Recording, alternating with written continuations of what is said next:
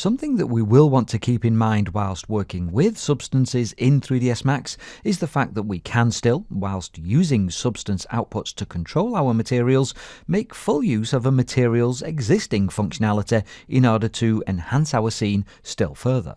With 2 of our 3 materials in place then, let's add some tweaks in order to improve the overall look of the render that we are getting. Before making those, however, let's make sure that we have a base render of the scene in its current state saved to the history list. Now, one of the things that you may have noticed as we have been progressing with our scene is the fact that because we've been adding darker materials to the objects than we started with, our exposure or lighting levels have been dropping a bit. And so let's go ahead and add an exposure tweak here by selecting our camera, and then in the command panel setting an ISO value of about 900. If we render and compare now, we can see that this adds a little bit of a light and airy feel back into the image. Something else that we can do, and something that I should actually have done earlier in the process, is add the curtain material to our cushions here. And so with them selected, let's go ahead and do that. Now straight away in the viewport we can see that the UV mapping isn't really set up so as to give us an accurate representation of the material, and so we could, if we wanted, go ahead and add a UVW map modifier to the cushions in order to quickly sort that out using either planar or box mapping. To be honest though, if I just take a region render here,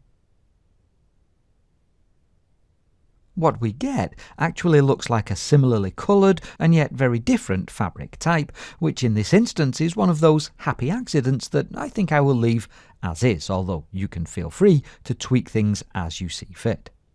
Something else that I think would improve the overall look of our scene would be to add some translucency to the curtain material in order to help show the strength of the sunlight that we have coming in through the window. Now, of course, had we stuck with using the V-Ray material, this would have been a little bit tricky, but with Max's physical material, it is about as straightforward a tweak as we can make. Firstly, in order to make certain that we are getting the right colours in the effect, let's instance our base colour map into the SSS colour slot on the material, and then in its subsurface scattering controls, set weight and depth values of 0.05, and 0.1 centimeters respectively, settings that we can see as we take a render nicely pulls our window frame geometry into the material render and so adds a little bit more realism to the proceedings.